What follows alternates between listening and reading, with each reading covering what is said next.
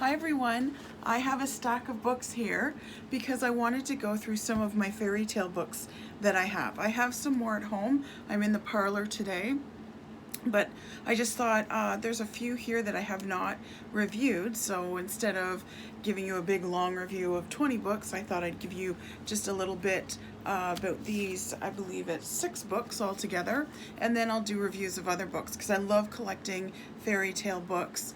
I love spins on fairy tales, so there's going to be a few different ones that you haven't heard of in this collection. So if you want any of these books, I'll put the links to them as well down below. And when you click on the link and you go shopping through my Amazon associate account, it does help me a little tiny bit. I mean, I'm not making huge money off of it or anything.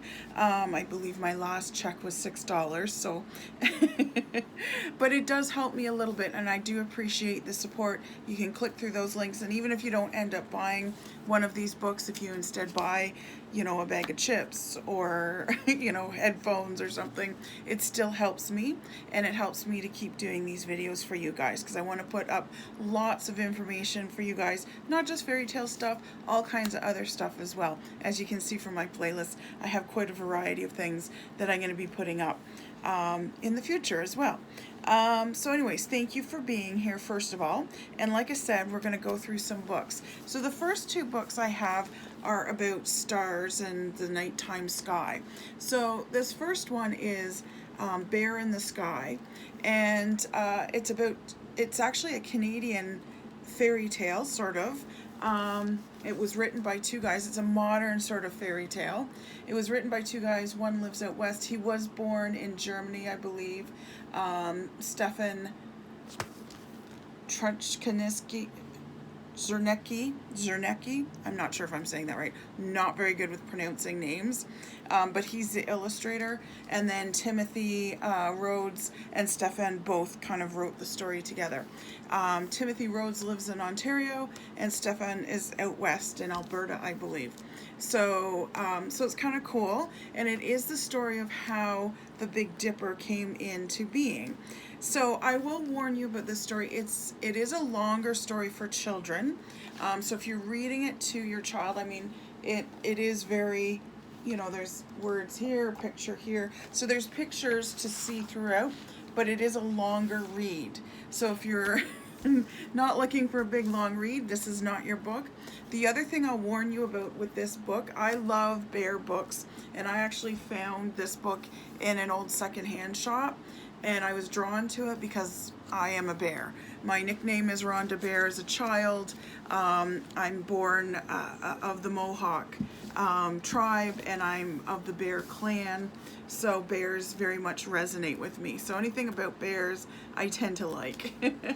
But I will warn you with this book, as much as it's a child's book, there are some very sad kind of moments in it, and there were moments where there were tears in my eyes. So just be forewarned about that, because basically it's about a bear who skips and dances and doesn't really care too much in the woods. He's just enjoying his life, and he doesn't always take the proper precautions that he should, because he ends up getting shot by a hunter, by an arrow. You can see here, there's the illustration. The arrows are flying at him, and he ends up getting wounded. And there he is, he's crying, and he's been shot. And it's a very sad moment. It was quite sad for me when I read it. I was like, oh my God. But then he gets found by these nice gypsies. So these gypsies find him, and they mend his leg and take care of him, and they play their music. Because you can see this gypsy, he picks up the bear and he carries him back to their campsite. So isn't that nice, right? So they take him back to their campsite, and the bear ends up living with them and staying with them, because even when they try to put him back out into the wild, because he loves their music so much and he enjoys their company, he decides to stay with them. So he ends up staying with them, and he's dancing to their music and all that kind of stuff, and they really enjoy him, so he just becomes part of the family. And then after a while, I don't remember the whole story, but they travel because they hear about this princess who is looking for like an animal to entertain her or something like that. So there's all these animals that are here, you know, zebras and elephants and whatnot, and they're all here to come and see the princess and to see if she likes them. Now, she hasn't liked anything so far, and they come to the princess's castle, and they want to present their bear to dance. And Floaty, I think, Zolty is his name, and he has a special little vest with his name on it and everything. And the guards at the castle say, no, we don't want your smelly bear, and we don't want you gypsies, because gypsies kind of have a, you know, a bad reputation in this particular story. And so everybody goes and shows their animal.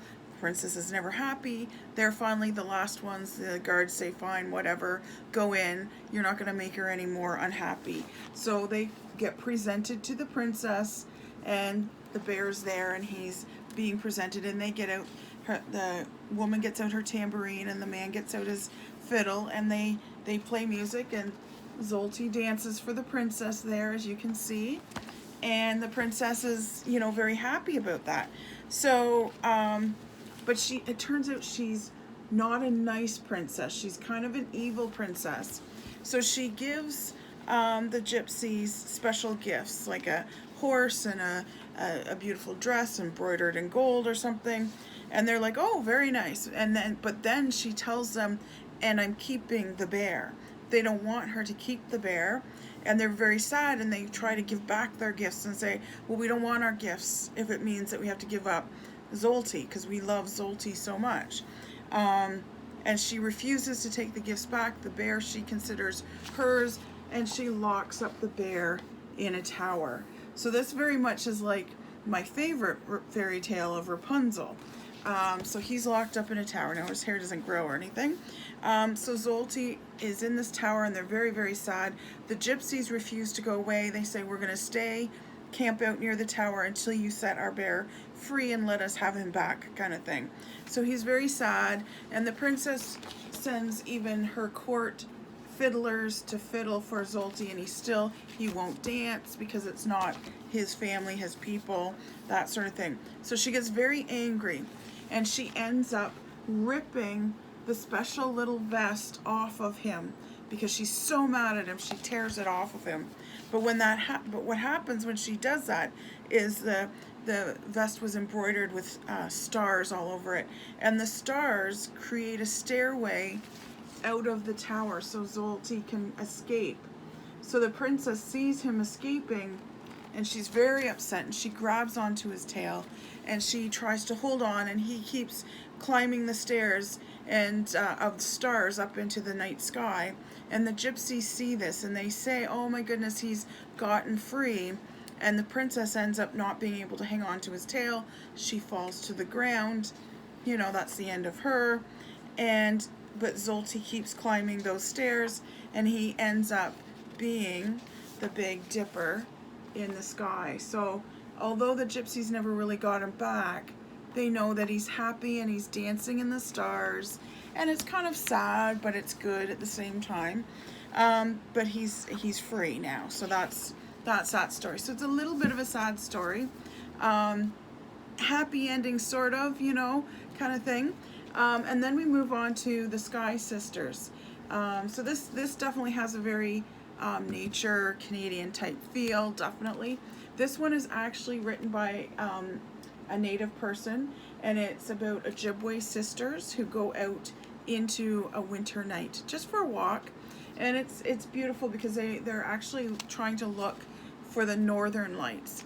And it's two sisters, so one's older, one's younger, obviously, and the younger one is quite noisy, and the older one is trying to tell the younger one, you've got to be quiet. You can't be yelling and screaming out in the winter night, and you know, making all kinds of racket. Part of the beauty is being still and being quiet. This is a nice story about being still and being quiet. They collect icicles to eat, again needing to be still and be quiet. And then they see a bunny rabbit, but they have to be quiet to be able to see it. The younger sister, I believe, if I remember correctly, ends up scaring it off a little bit because she's not as quiet as she should be, right? And then they also see a deer come by, and although the little sister thinks she's whispering, she's not actually whispering. So it's about becoming aware of how loud you are. And they continue their journey up the big hill, and they see the Big Dipper and they see the Little Dipper, and the snow is coming down. It's quite a pretty book, and there's pictures all the way through, which is nice. And then they, they do a little bit of dancing. Sorry, my air conditioner is crackling. I was just wondering what's going on. They make some snow angels. So it's all about the beauty of winter and the beauty of a winter's night and all the things that you can do. And then finally they're rewarded with their quietness, because finally the little sister gets quiet, and they're rewarded for that with the dance and the show of the Northern Lights. So I really like that story, and there's a few pictures of the Northern Lights. There's one of them just watching the Northern Lights and just being happy and content, and then the last page of Northern Lights here. So it's a really nice, calming, soothing book, I find. So this is a great one. It's Sky Sisters. It's by Jan Borden Wabus. I hope I'm saying that right. Illustrated by Brian Denise. Again, not good at names, but I will put the link for it in the description below if you want to get that. Beautiful book to read at night, because again, it's about being quiet, about being still, and you're rewarded for that by seeing some animals and Northern Lights and stuff like that. So then I've got a couple of spins on fairy tales, which I really liked. So this one, I may have told you about it in a past video, because this is one I actually read to my kids. My kids are now adults and I'm a grandmother, so I don't read to them anymore. But hopefully I'll be reading to my grandchildren and stuff like that. So this is a really hilarious book. I love this book. The first time I heard this book was on TV, and Tim Allen was reading it, and he read it very well. And it's the true story of the Three Little Pigs. And it's the story of the Three Little Pigs from the wolf's point of view. So he's stating his case is by a wolf. But it's actually not by a wolf, but I love that it's there. And he tells the true story of what really happened. And see, this is the real story. That's the and he states it from his point of view, and how he was being kind. He was just trying to be neighborly. He didn't know that he had a cold or something, and he sneezed and he blew the house down, but he wasn't trying to eat the little pig, and he kept visiting all the brothers and kept sneezing. Where's the next one where he sneezes? So yeah, so he has a big sneeze here. You can see his glasses fall off, and the house is in shambles after he sneezes. And again, he's not after the guy. The dust cleared, and there was a second little pig dead as a doornail. Wolf's honor. Now food will spoil if you just leave it out in the open. So I did the only thing there was to do. I had dinner again. This is his second little pig that he's eaten. Think of it as a second helping. I was getting awfully full, but my cold was feeling a little better. And I still didn't have any cup of sugar for my dear old granny's birthday cake. And that's his premise for going to these little pigs' homes, is because he wants to borrow a cup of sugar. He just happens to blow their house down with a sneeze, and eats them when he kills them with that sneeze, which is an awfully powerful sneeze. So then he visits the third little pig, which is the brick-housed pig, right? And he said he must have been the brains of the family. He had built his house of bricks. I knocked on the brick house door, no answer. I called, Mr. Pig. Mr. Pig, are you in?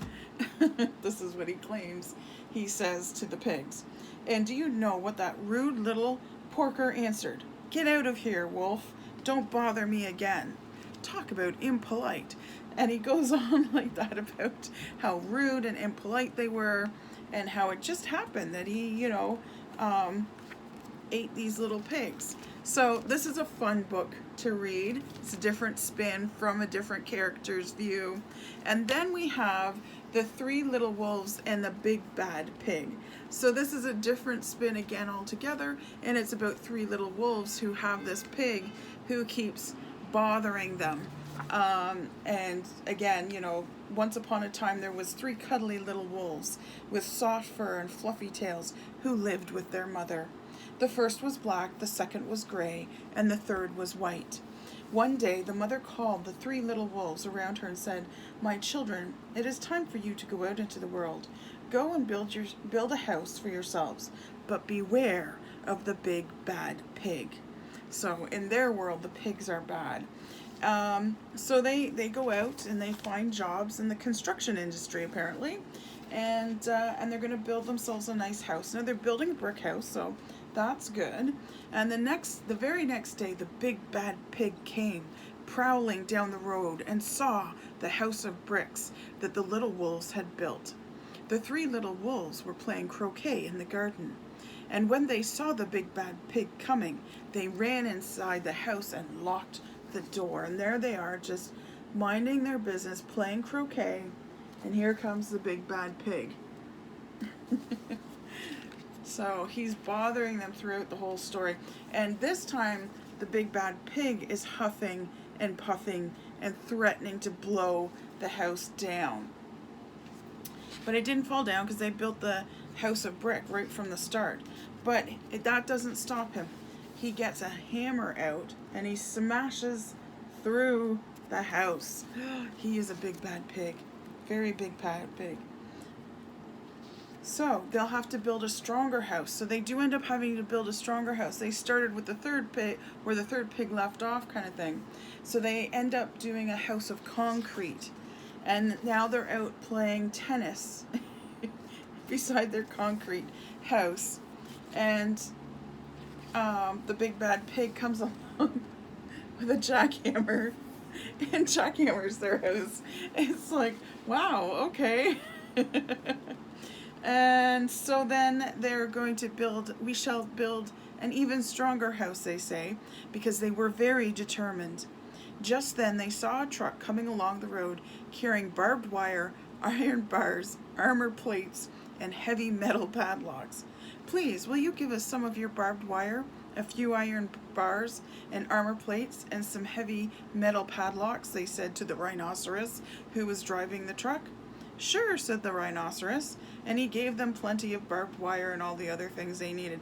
I love how in fairy tales people just give you stuff. You don't have to go to Home Depot and buy it. So there they are building their fortress of doom to keep the big bad pig out.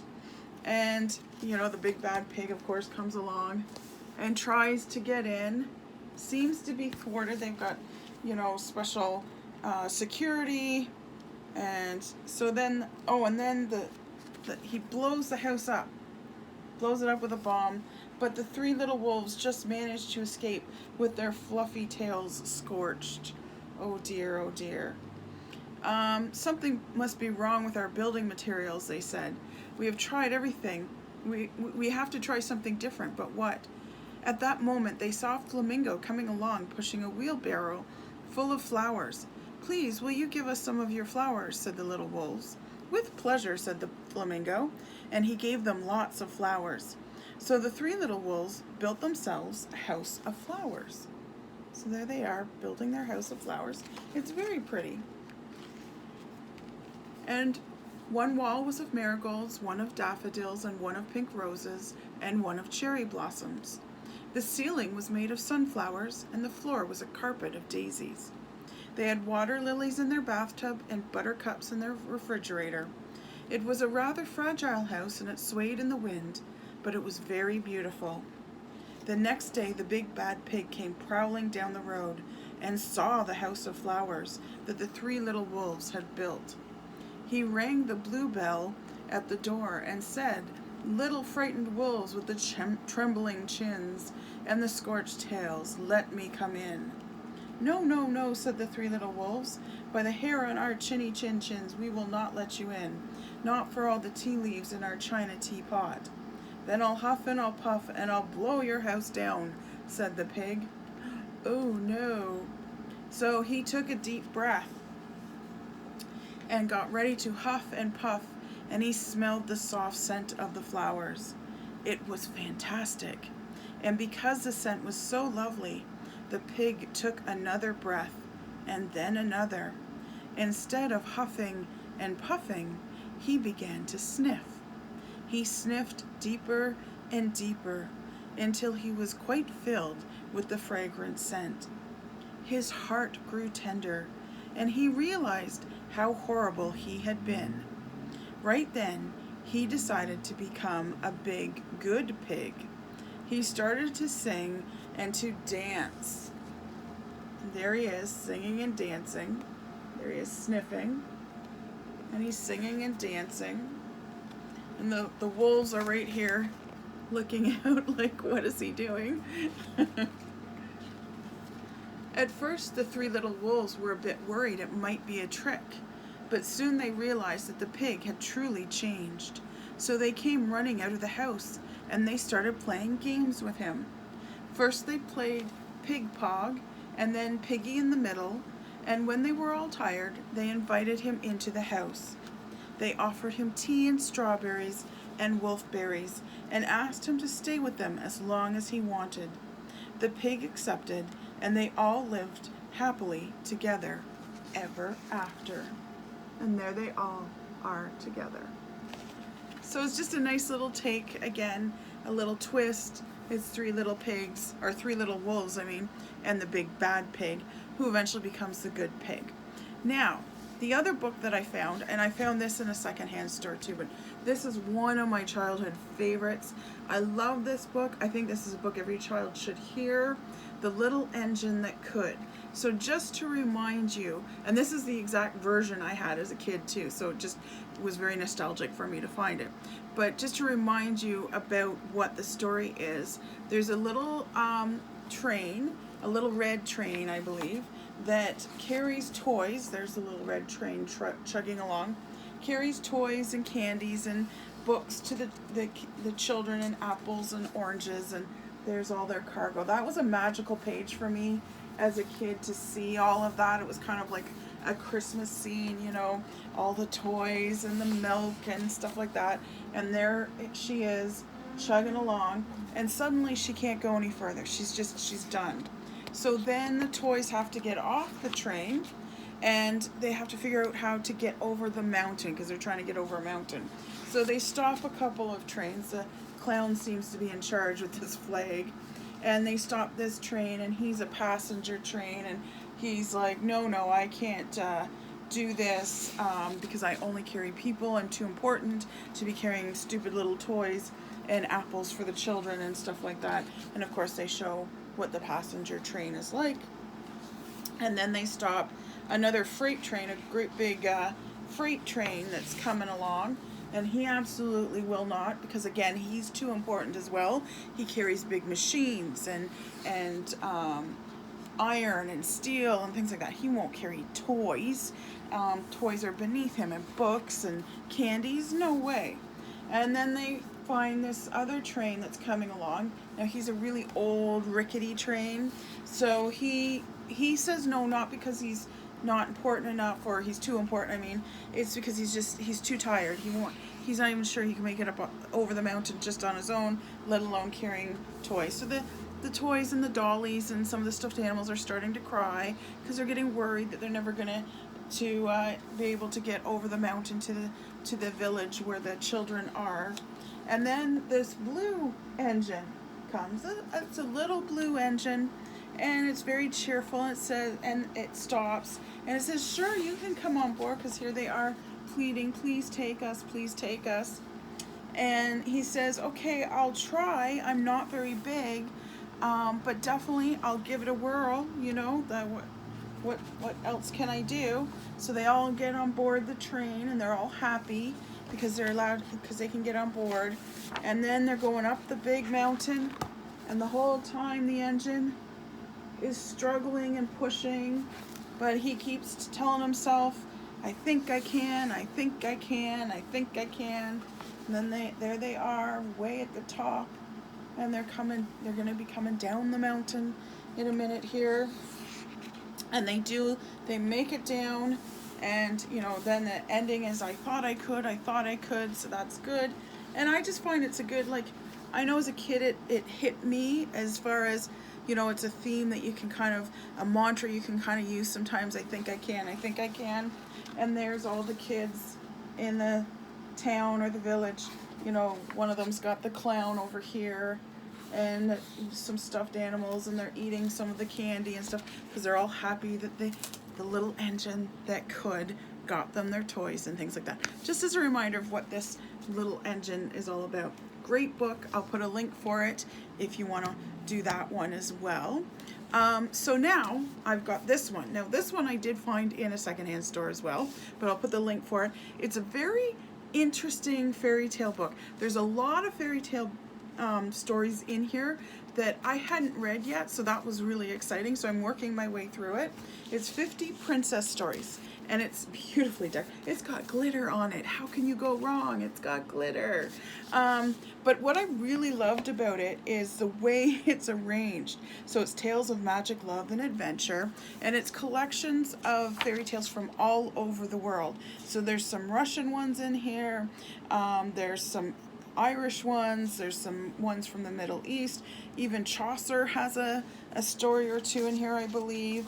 The Brothers Grimm, of course. There's Scottish fairy tales, German fairy tales. The Brothers Grimm are a lot of German. But a lot of them are from all over. There's a Spanish fairy tale here that I see. And lots of, different kinds. But what I liked, like I said, what I liked was the way it was arranged. Because these are all princess stories, so it's nice, little girls love princesses. I know I love being a princess, and we're all kind of princesses on the inside. So the contents here, so we've got the fairest in the land. Okay, sure. Because princesses generally are pretty, hopefully, because they're supposed to be kind. They're not supposed to be like the bear in the sky princess who's mean, because that makes you ugly. And then there's enchanting adventures. So these are the more adventuresome princesses. And then what I really liked is the gallant girls and brave lasses, because a lot of people, when they think of fairy tales and think of princesses, they go the Disney version, and it's like, oh, they're just all waiting around for their Prince Charming. This particular section is all about the girls that saved the prince. I'm not sure if Rapunzel's here. No, she's not. I'm not sure where she is. Pretty sure she was in here somewhere. But Rapunzel is actually one of the few princesses that saves her prince. She ends up saving him because they make a plan to get away together. So it's not like she's not in here at all. So she should be under here because she does actually save her prince. So there you go. So these are all, like I said, princesses who are brave, who saved the day, who saved their prince, whatever it is. And then we've got From Rags to Riches, because who doesn't love a good rags to riches story? So these are that theme. And then these are happily ever after ones. Now most of them are happily ever after that I've read so far, but I guess they just wanted another category of princess stories. But and the drawings, are okay. They're not super great. Like, I mean, there's one drawing, so that's the style of drawing. But I do like the stories. There's a lot of unknown fairy tales that you probably won't recognize, because I research fairy tales. I knew a lot of them, but there were some in here that I hadn't heard of, so that's saying something. And I have slowly been working my way through it because there are 50 stories here, and reading it. So it's a good one to pick up for any of your little princesses that like princess stories. It's a heavy book, so beware of that. And have fun with this one. Like I said, there's some really brave princesses in this story, or in this book, and there's lots of fairy tales that you may have not heard of. So that's my collection for now. Hopefully I'll come back to you another time with some more fairy tale books and what's going on in fairy tale land. Take care. Bye.